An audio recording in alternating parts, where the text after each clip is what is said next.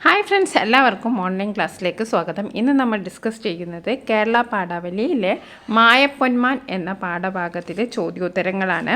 അപ്പോൾ തുഞ്ചത്ത് എഴുത്തച്ഛനാണ് മായപ്പൊന്മാൻ എന്ന കവിത രചിച്ചിരിക്കുന്നത്. തുഞ്ചത്ത് എഴുത്തച്ഛൻ എന്ന് പറഞ്ഞിട്ടുണ്ടെങ്കിൽ നമ്മുടെ മലയാള ഭാഷയുടെ പിതാവും അതേപോലെ കിളിപ്പാട്ട് പ്രസ്ഥാനത്തിൻ്റെ ഉപജ്ഞാതാവുമാണ്. അദ്ദേഹത്തിൻ്റെ ആധ്യാത്മരാമായണം കിളിപ്പാട്ടിലെ ഒരു ഭാവസാന്ദ്രമായ രംഗമാണ് മായപ്പൊന്മാൻ എന്ന പാഠ്യഭാഗത്തിലൂടെ നമുക്ക് കാണാൻ കഴിയുന്നത്.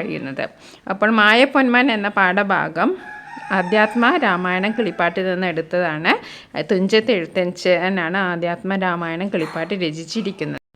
മായപ്പൊന്മാൻ എന്ന കവിതാഭാഗം രാമലക്ഷ്മണന്മാർ സീതയുമൊത്ത് ദൈനകാര്യത്തിൽ കഴിയുന്ന കാലത്ത് കാട്ടിനുള്ളിൽ ഒരു സ്വർണ്ണമാനെ കാണുന്നു. ആ സ്വർണ്ണമാനെ കണ്ടപ്പോൾ സീത ഭർത്താവിനോട് അതിനെ സ്വന്തമാക്കണമെന്ന് ആവശ്യപ്പെടുന്നു. ഈ ആഗ്രഹം നിറവേറ്റാനായി ശ്രീരാമൻ മാനിൻ്റെ പിന്നാലെ പായുന്നതും പിന്നീട് അമ്പെത്തി വീഴ്ത്തുന്നതുമെല്ലാം നേരിൽ കാണുന്ന വിധമാണ് ഇത് ചിത്രീകരിച്ചിരിക്കുന്നത്. അപ്പോൾ നമുക്ക് ആദ്യത്തെ ചോദ്യം നോക്കാം. കവിതയിൽ പ്രതിപാദിക്കുന്ന സംഭവം നടക്കുന്നത് എവിടെയാണ്? ആരൊക്കെയാണ് കഥാപാത്രങ്ങൾ? അപ്പോൾ കവിതയിൽ പ്രതിപാദിക്കുന്ന സംഭവങ്ങൾ നടക്കുന്നത് ദണ്ഡകാരണ്യത്തിലാണ്. ശ്രീരാമൻ, സീത, ലക്ഷ്മണൻ, രാവണൻ്റെ അമ്മാവൻ മാരീചൻ എന്നിവരാണ് കഥാപാത്രങ്ങൾ. ഇനി അടുത്ത ചോദ്യം നോക്കാം. എത്രയും ചിത്രം സീതയെ വിസ്മയിപ്പിച്ചത് എന്താണ്? കനകമാനിൻ്റെ ആകൃതിയും രൂപഭംഗിയുമാണ് സീതയെ വിസ്മയിപ്പിച്ചത്. സീതയെ എന്താണ് വിസ്മയിപ്പിച്ചത്? കനകമാനിൻ്റെ ആകൃതിയും രൂപഭംഗിയുമാണ് സീതയെ വിസ്മയിപ്പിച്ചത്. അടുത്ത ചോദ്യം നോക്കാം. രാമൻ പൊന്മാനിനു നേരെ അമ്പെയ്ക്കാൻ കാരണം എന്താണ്? എന്താണ് കാരണം? വേഗത്തിലോടുന്ന പൊന്മാനിനെ ഒരിക്കലും പിടിച്ചു കൊണ്ടുപോകാൻ കഴിയില്ല. അതുമല്ല, ലക്ഷ്മണൻ പറഞ്ഞത് ശരിയാണോ എന്നും അറിയണം. അതാണ് രാമൻ അമ്പയക്കാൻ കാരണം. ലക്ഷ്മണൻ പറഞ്ഞത് നേരത്രേ എന്ന് രഘുനാഥനും നിരൂപിച്ചു. എപ്പോൾ? സ്വർണ്ണമാൻ അമ്പേറ്റ് വീണത് രാക്ഷസ രൂപത്തിലാണ്. അപ്പോഴാണ് ശ്രീരാമൻ ചിന്തിച്ചത് ലക്ഷ്മണൻ പറഞ്ഞതാണ് ശരിയെന്ന്. അപ്പോൾ സ്വർണ്ണമാൻ അമ്പേറ്റ് വീണപ്പോൾ വീണത് ഏത് രൂപത്തിലാണ്? രാക്ഷസ രൂപത്തിലാണ്. അപ്പോഴാണ് ലക്ഷ്മണൻ പറഞ്ഞത് ശരിയാണെന്ന് ശ്രീരാമൻ ചിന്തിച്ചത്. ഇനി അടുത്ത ചോദ്യം നോക്കാം. പൊന്മാനിനെ കണ്ടപ്പോൾ സീതക്കുണ്ടായ ഭാവമാറ്റം കാവ്യഭാഗത്തു നിന്ന് കണ്ടെത്തി വിശദീകരിക്കുക. പൊന്മാനിൻ്റെ അഴകിൽ ആകൃഷ്ടയായ സീത ശ്രീരാമനെ വിളിച്ച് മാനിനെ കാണിച്ചു കൊടുക്കുകയും അതിനെ പിടിച്ചു കൊടുക്കാൻ ആവശ്യപ്പെടുകയും ചെയ്തു. അതിസുന്ദരനായ ആ മാൻ ഏറെ ഇണക്കം നടിച്ച് തുള്ളിച്ചാടി നടന്ന് സീതയുടെ മനം കവരുകയാണ് ചെയ്തത്. അതിനെ കണ്ട് ആഗ്രഹം, കൗതുകം, വിസ്മയം തുടങ്ങിയ ഭാവങ്ങളെല്ലാം സീതയ്ക്കുണ്ടായി. സീതയുടെ മനസ്സ് ചഞ്ചലമായി. തുടർന്നാണ് മാനിനെ പിടിക്കാൻ ശ്രീരാമനെ പറഞ്ഞയച്ചത്.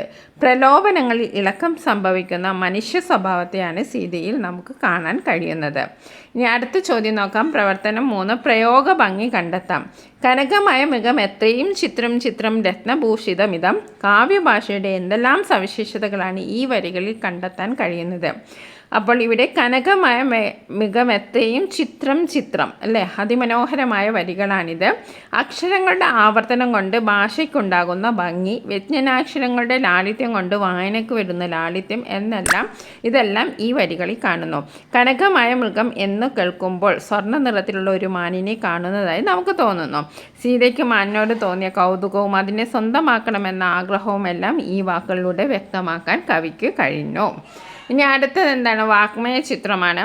അടുത്ത് ചെല്ലുന്നേരം വേഗത്തിൽ ഓടിക്കളഞ്ഞെടുത്തു കൂടാ എന്ന് തോന്നുമ്പോൾ മന്ദം അടുത്തു വരും. അപ്പോൾ പിടിപ്പാൻ ഭാവിച്ചിരും.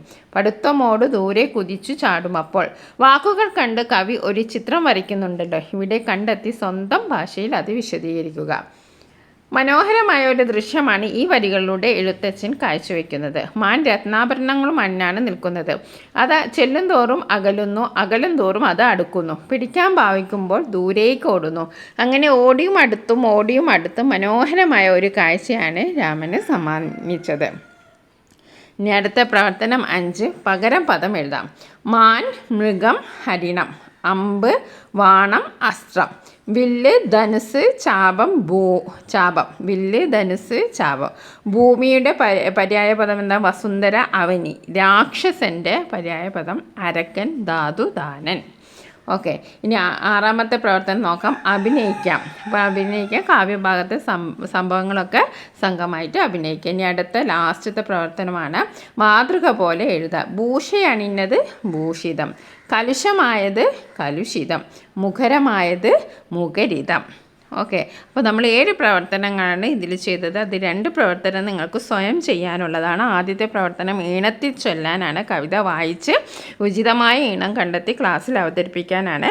അതേപോലെ തന്നെ പ്രവർത്തനം 6 അഭിനയിച്ച് കാണിക്കാനാണ്. അത് നിങ്ങൾ സ്വയം ചെയ്യേണ്ടതാണ്, ക്ലാസ്സുകളിൽ അവതരിപ്പിക്കുക. ബാക്കി 4 പ്രവർത്തനങ്ങളും നമ്മൾ ചെയ്തു. ഇതിനു മുമ്പ് നമ്മൾ പാലക്കാടൻ കാറ്റ് എന്ന പാഠഭാഗവും നമ്മൾ അപ്ലോഡ് ചെയ്തിട്ടുണ്ട്. അപ്പോൾ നിങ്ങളത് കാണുക. അതിൻ്റെ ലിങ്ക് ഡിസ്ക്രിപ്ഷൻ ബോക്സിൽ കൊടുക്കാം. Thank you for watching this video.